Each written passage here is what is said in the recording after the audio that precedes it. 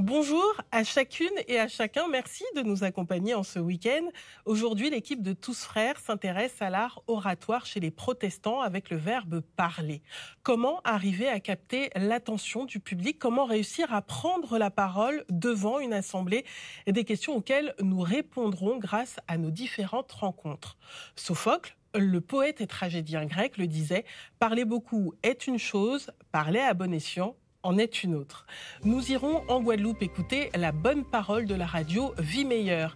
Cette radio adventiste émet pour la première fois en 1982 et depuis, animateurs, pasteurs et bénévoles donnent de la voix et participent au rayonnement de ce média. Ensuite, rencontre avec un pasteur et aumônier de la mer à La Réunion, Alain Jotang, accueille des marins. Pour lui, le fait de parler permet de décharger, c'est un moyen d'accéder au bien-être, dit-il. Dans la chronique cette semaine, nous verrons que la parole est un élément fondamental de la culture kanak, une parole qui est spirituelle et sacrée. Parler, un homme dans la Bible parle peu. Pourquoi? Parce qu'il préfère tout simplement écouter. Il s'agit du prophète Jérémie. Soyez attentifs, Luciano nous dit tout.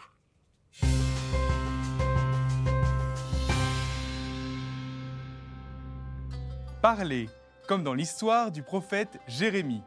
Ça ne vous dit rien du tout? Venez, je vous embarque dans les tout premiers moments de ce prophète étonnant. Un jour, dans une ville non loin de Jérusalem, un jeune homme, le voici, son nom est Jérémie. Il est le fils d'Elkias, l'un des prêtres de la région. Jérémie est de ceux qui parlent peu et qui préfèrent écouter. Il est très fidèle et suit les commandements du Dieu unique, alors que bien d'autres autour de lui se sont tournés vers des idoles. Et voilà qu'un jour, en pleine prière, le Seigneur lui adresse directement la parole. « Avant même de te façonner dans le sein de ta mère, je te connaissais. Avant que tu viennes au jour, je t'ai consacré. Je fais de toi un prophète pour les nations. » Jérémie est bouleversé. Lui, un prophète, un messager de Dieu? Il répond alors tout effrayé. « Ah Seigneur mon Dieu, vois donc, je ne sais pas parler, je suis un enfant. » Le Seigneur lui dit alors, « Ne dis pas, je suis un enfant. Tu iras vers tous ceux à qui je t'enverrai. Tout ce que je t'ordonnerai, tu le diras. Ne les crains pas, car je suis avec toi. » Et à cet instant même, Dieu étend sa main. Il touche la bouche de Jérémie en proclamant « Voici, je mets dans ta bouche mes paroles. » Et très rapidement, le Seigneur lui révèle le message qu'il a apporté aux nations qui se sont perverties. Difficile pour Jérémie de ne pas trembler, mais en s'appuyant sur la parole, sur la promesse que Dieu vient de lui faire, il se met en route. Ainsi, le prophète Jérémie nous montre bien que Dieu ne choisit pas les plus qualifiés, mais qu'il qualifie ceux qu'il choisit. Lui qui pensait ne pas pouvoir parler est devenu l'un des prophètes les plus connus. Pour preuve, on en parle encore aujourd'hui. Et nous accueillons Aurélie, une femme qui, à chaque fois qu'il parle, nous en apprend beaucoup sur les religions. Merci, bonjour Muriel. Bonjour Aurélie. Alors nous allons direction la Guadeloupe, à Sainte-Anne et aux Abîmes. Ça se trouve vraiment à l'est donc de l'île, deux villes dans lesquelles nous avons suivi une femme pour qui le verbe parler n'a aucun secret. Exactement, cette femme Muriel, regardez. C'est Fatih. Alors, elle est animatrice à la radio Vie Meilleure. C'est une radio adventiste. Les adventistes font partie de la communauté protestante. Cette radio a été créée en 1982 et Fatih en est aussi la directrice depuis 2016. Alors, parler en tant qu'animatrice, comme on le voit ici, ou en tant que leader d'une équipe, vous allez voir, c'est tout un art. Comment s'est-elle justement perfectionnée à cet art de la parole? Alors, ça a commencé très tôt à l'école du sabbat. À l'école du sabbat, on peut parler d'un équivalent du catéchisme pour les catholiques. Chaque samedi, les familles adventistes guadeloupéennes s'y rendent. Chaque membre de la famille, regardez, assiste à un cours qui correspond à son âge, à son niveau. L'enseignement y est tourné vers la parole de Dieu, bien sûr. Mais pour pouvoir partager sa foi, il faut aussi maîtriser l'art de parler et d'utiliser sa propre voix. Alors, comment la foi permet-elle d'enrichir sa manière de communiquer communiquer. Comment les protestants apprennent-ils si tôt à maîtriser l'art oratoire? Reportage d'Andy Songo.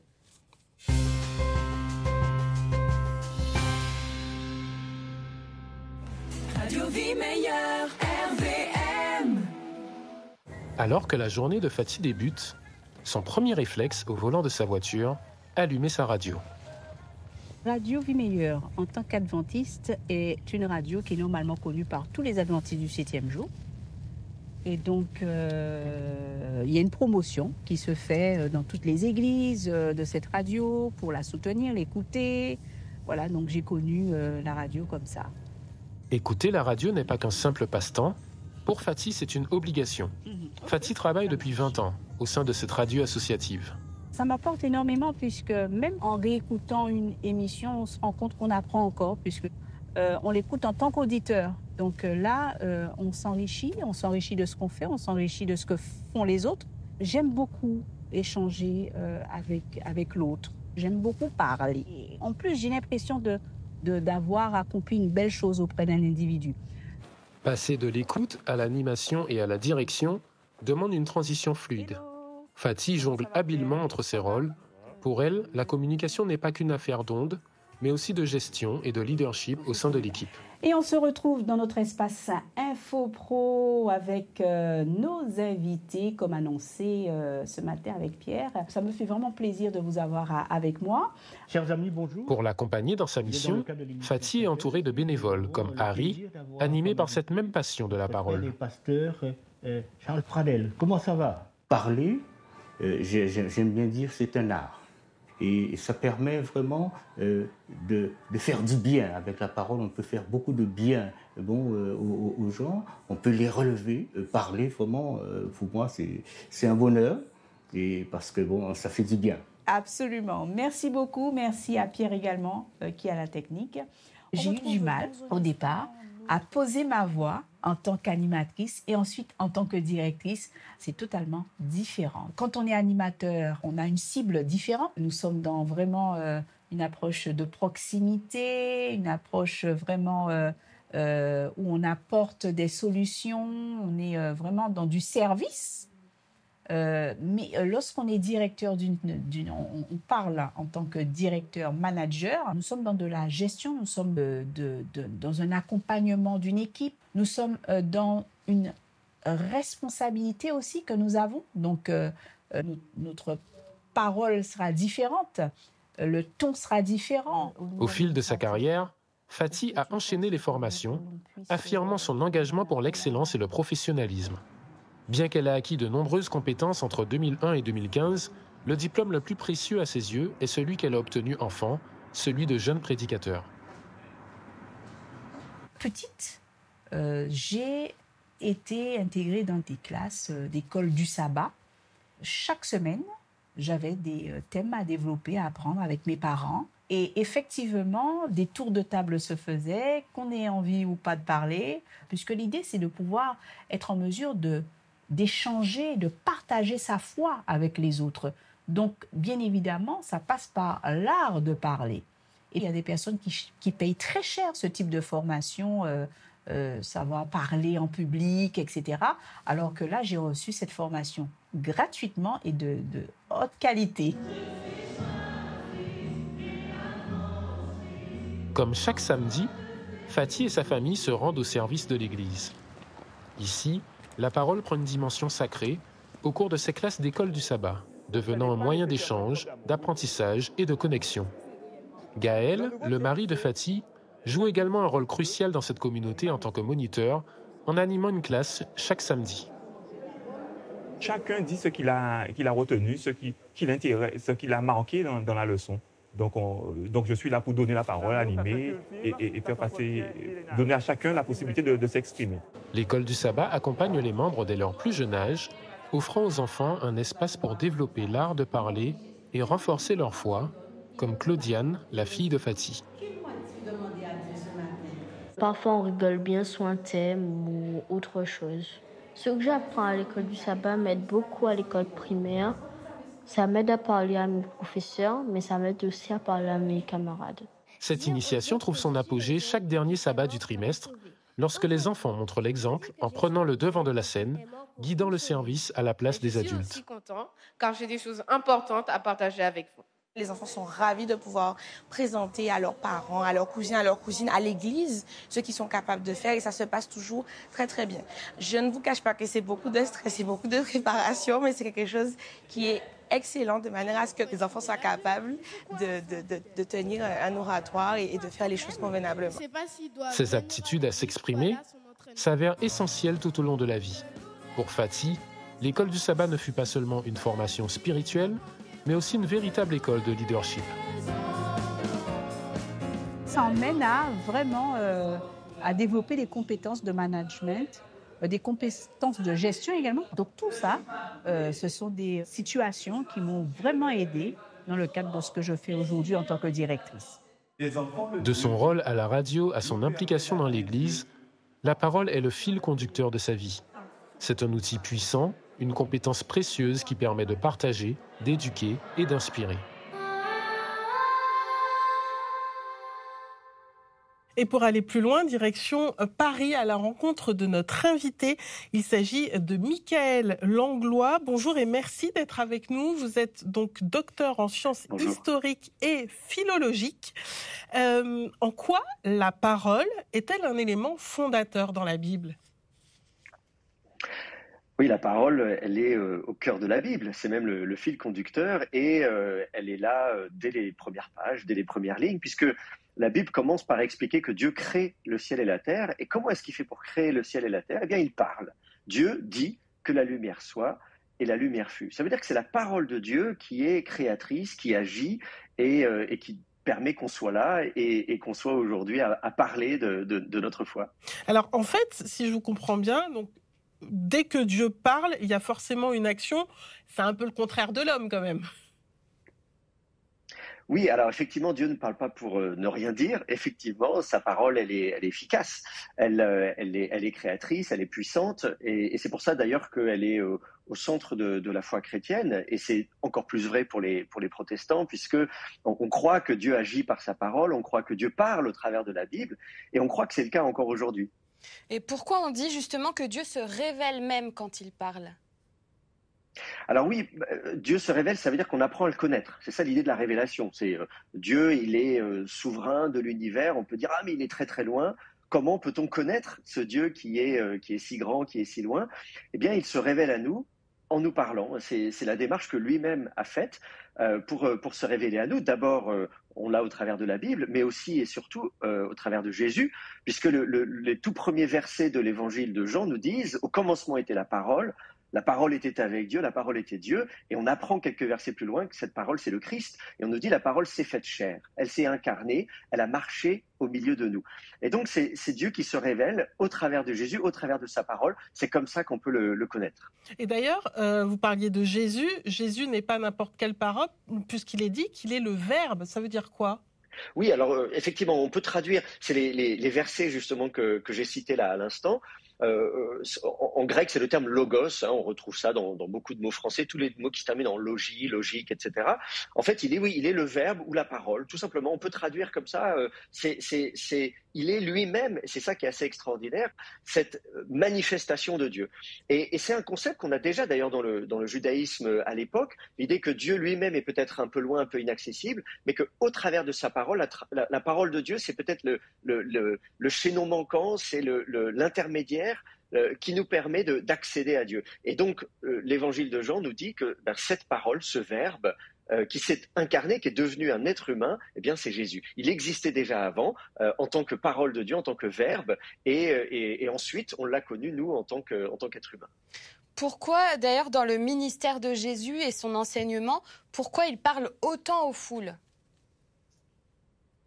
Alors Jésus parle beaucoup, c'est important d'abord parce que c'est précisément une des façons dont il peut révéler le Père, dont il peut véhiculer ses enseignements. Alors il y a une alternance, c'est intéressant. On peut voir, par exemple, dans l'évangile de Matthieu, il y a tout un cycle où on alterne des miracles que Jésus fait, des prodiges, et puis des enseignements. Et il alterne. C'est une façon de dire qu'il faut les deux. C'est-à-dire que si Jésus ne passait son temps qu'à faire des miracles ou des guérisons, peut-être on ne comprendrait pas très bien ce qu'il fait et pourquoi il le fait. Et si en revanche Jésus passait son temps à parler, on pourrait dire bon c'est bien joli, il dit beaucoup de choses, mais qu'est-ce qui nous prouve qu'il est bien celui qu'il prétend être? Et donc ainsi en joignant le geste à la parole, Jésus à la fois nous montre un exemple par qui il est, par ce qu'il fait, et en même temps, ces enseignements nous permettent de comprendre finalement sa mission et de connaître Dieu. Vous parliez des miracles. Jésus, donc, il enseigne, certes, mais il pose aussi des questions, notamment aux malades. Pourquoi ils veulent être guéris? Mais ça se voit qu'ils veulent être guéris puisqu'ils sont malades. Oui, c'est vrai. Alors, en fait, Jésus, il a ce dialogue d'abord parce que le fait de parler, c'est ça qui nous permet aussi d'abord de nous interroger sur notre propre démarche, notre démarche de foi. Et souvent, Jésus, d'ailleurs, va dire à telle ou telle personne qui l'a guéri, il dit bien voilà, ta foi t'a sauvé, ta foi t'a guéri. Autrement dit, il est question aussi pour nous d'être acteurs de cette relation avec Dieu. C'est pas simplement, c'est pas à sens unique, c'est pas un monologue. La relation avec Dieu, c'est aussi nous qui devons nous exprimer, parler à Dieu, lui dire ce que nous attendons, ce que nous espérons. Et donc, on doit aussi mettre cette foi en pratique, la mettre à l'œuvre. Et c'est pour ça que c'est très intéressant de voir la façon dont Jésus, souvent, effectivement, est en dialogue avec ses interlocuteurs. Et dans la manière dont on se sert maintenant, aujourd'hui, de cette parole, pourquoi le prêche chez les protestants est un moment important du culte ? Alors c'est un moment important parce que voilà, on suit l'exemple de Jésus qui lui-même enseignait les foules, enseignait ses disciples, il les a formés pendant plusieurs années. Donc l'idée c'est d'apporter un type d'enseignement à tous les niveaux. Un enseignement grand public que tout le monde va pouvoir comprendre. Jésus utilise des paraboles, des histoires de la vie de tous les jours. Un homme est sorti pour ensemencer son champ. Enfin voilà. Et puis en même temps, Jésus va aussi avoir des enseignements un peu plus pointus, d'un niveau un peu supérieur. Et c'est comme on l'a vu tout à l'heure. Donc il y a l'école du sabbat par exemple chez les adventistes ou l'école du dimanche, on appelle ça comme on veut, le catéchisme. L'idée c'est d'avoir un enseignement pour tout le monde, y compris les enfants, les adultes. C'est quelque chose d'essentiel chez les protestants.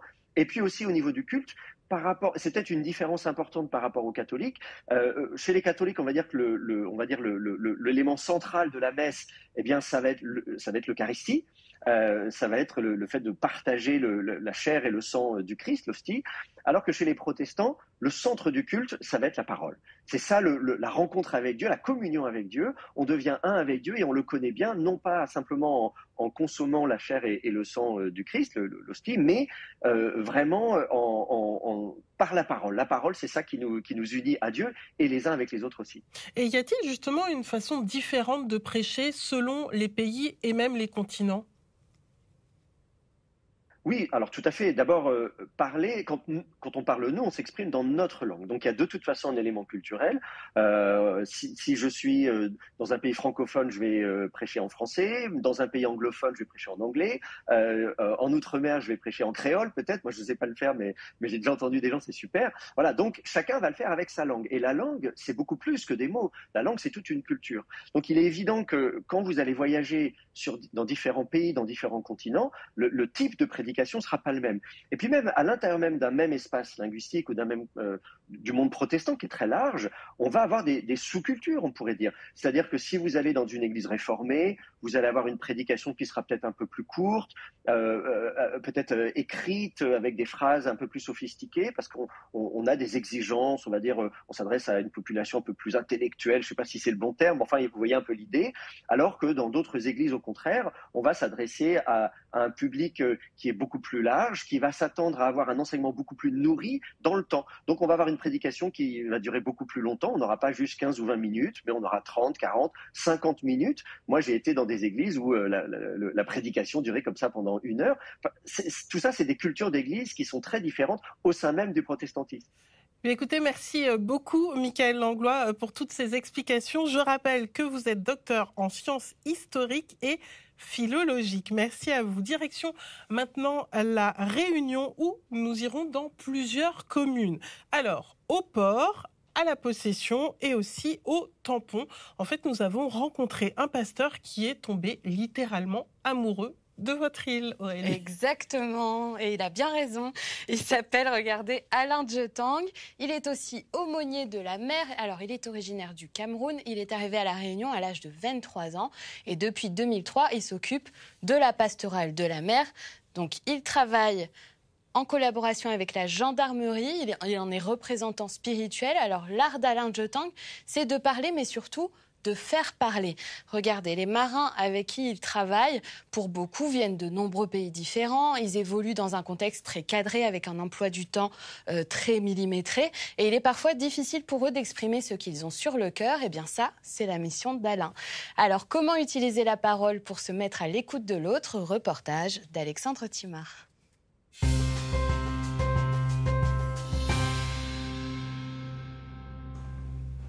Je suis originaire du Cameroun, né dans un petit village qui s'appelle Banganté, à l'ouest du Cameroun. Et depuis mon jeune enfance, j'ai commencé à fréquenter l'église catholique. J'étais sacristain, enfant de chœur. Et le souvenir que je garde, c'est que lorsque le pape Jean-Paul II est venu au Cameroun, j'étais appelé et choisi pour pouvoir porter son bâton de berger. Et depuis mon jeune âge, j'ai voulu parler avec Dieu, avoir cette rencontre avec Dieu. Un jour, j'avais à peine 17 ans, j'ai rencontré sur mon chemin un protestant qui m'a parlé de Dieu. Et ça m'a tellement touché que j'ai accepté son invitation pour aller à l'église. Et dans cette église, je me suis converti. Et ce qui aussi m'a séduit dans l'église protestante, c'était le fait qu'on laisse la parole aux gens. Après mes études secondaires, je me suis inscrit dans une école missionnaire.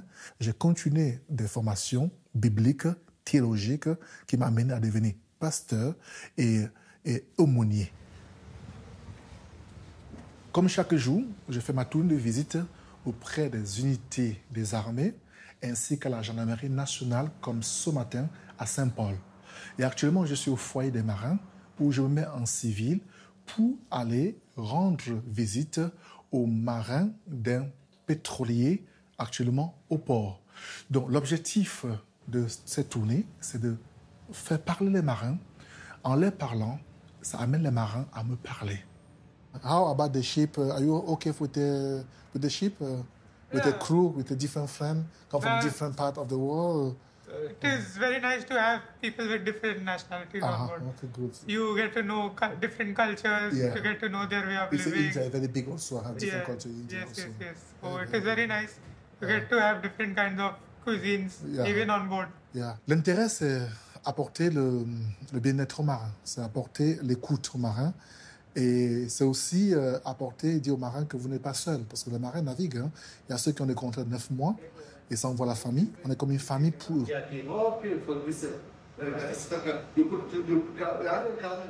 Les marins aussi qui ont des problèmes sanitaires ou bien d'ordre médical. Dans ce cas, on doit les assister. Ils viennent pour parler de ça. My parents. How about the parents? Parents are good. Yes. How many brothers you have? I have one brother, younger brother. He is married and... Ceux qui sont là ce matin, qui n'ont pas parlé de leurs problèmes, je prie ce matin, Seigneur, que tu impactes la vie de chacun. Seigneur, que tu apportes la guérison. Amen. C'est quoi l'importance de parler?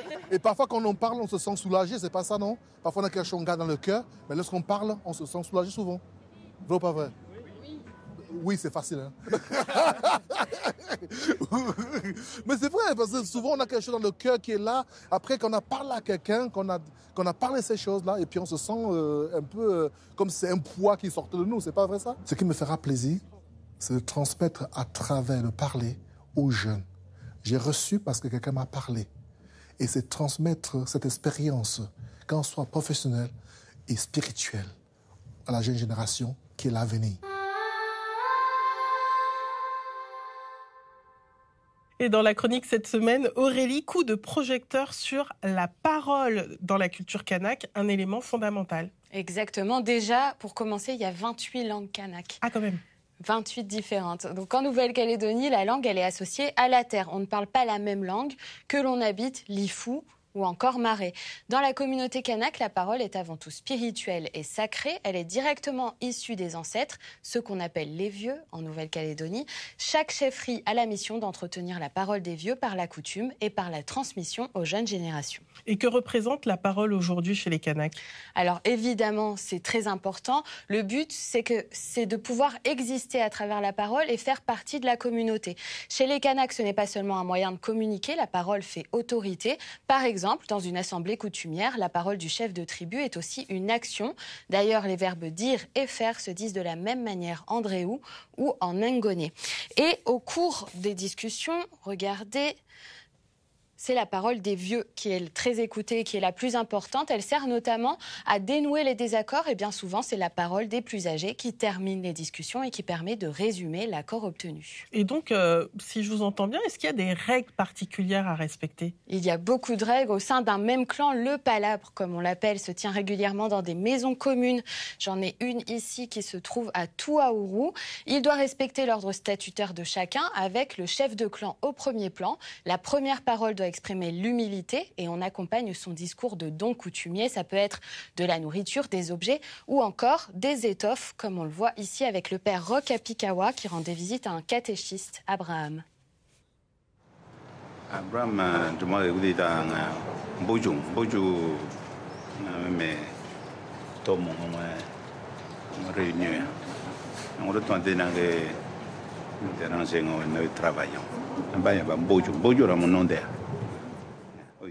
Et à quelle occasion prend-on la parole chez les Kanaks, justement ? Alors, on prend la parole régulièrement, il y a beaucoup d'occasions. Et pour vous l'expliquer, l'extrait que j'ai choisi a lieu pendant le congrès du pays Kanak à Ouvéa, avec un représentant de la chefferie IAI. C'était en 2009. Écoutez. J'aimerais d'abord m'humilier devant la maison. Parce que je vais être le résumé de la parole de tous les grands chefs qui sont là. Les deuils, on fait la coutume. Les mariages, on fait la coutume. On est tout le temps en train de faire la coutume parce qu'on est en train de tisser la relation. Tisser la relation. Donc en résumé, chez les Kanaks, la parole a pour mission d'organiser l'espace et les relations à travers les cérémonies coutumières. Quelles que soient les émotions exprimées, la colère, la tristesse ou encore l'amour, parler permet de maintenir le lien construit entre les hommes au fil des générations. Merci Aurélie. Et si vous voulez aller plus loin en Polynésie, regardez le orero, en fait, est l'art de manier la parole, l'art du discours. C'est une pratique ancestrale réservée de tout temps aux adultes et particulièrement aux hommes. Celui qui en avait la maîtrise devait alors le porte-parole privilégié de la communauté et celui de la royauté. Plusieurs reportages sont consacrés à cet art sur le site internet d'Outre-mer La Première. Et puis, si vous souhaitez améliorer votre aisance à l'oral, je vous propose ce livre qui pourrait vous être utile. Il propose donc une méthode et des techniques concrètes afin de vous aider à vous améliorer. 10 étapes pour exceller dans l'art oratoire. C'est à retrouver aux éditions JC et Riche. Et pour vous, que représente la parole ? Comment vous servez-vous de cet art si subtil ? Réponse sur nos réseaux sociaux et sur notre site internet tousfrères.tv. Et donc Aurélie, allez, je vous pose la question. Qu'est-ce que ça représente, vous, la parole ? Alors, évidemment, en Outre-mer, la parole, c'est un art très subtil, c'est tout un art. On a toujours un oncle, une mamie qui utilise des expressions, des proverbes très imagés, plein de poésie. Alors ça, c'est le propre de nos langues d'Outre-mer que j'ai apprises en partie ici chez Tous Frères. Alors, et je me rends compte finalement qu'on parle tahitien, kanak, créole ou même shimaoré, finalement, s'exprimer et parler dans notre langue, c'est finalement aussi exprimer notre identité. Oui, et puis c'est vraiment un partage. En plus, la parole, il faut faire attention parce qu'elle peut être positive ou négative. Et puis, parfois, en fait, elle a plus d'impact qu'un geste. Elle peut avoir beaucoup d'importance et marquer quelqu'un pendant très longtemps. D'où l'importance d'être attentif aux mots que l'on prononce. La portée peut être énorme. Donc, soyez attentifs. Et puis, cette petite parole de la Bible me revient, figurez-vous. Ce que dit la bouche, c'est ce qui déborde du cœur. De quoi vous inspirez sûrement. Belle semaine à tous. Et à bientôt.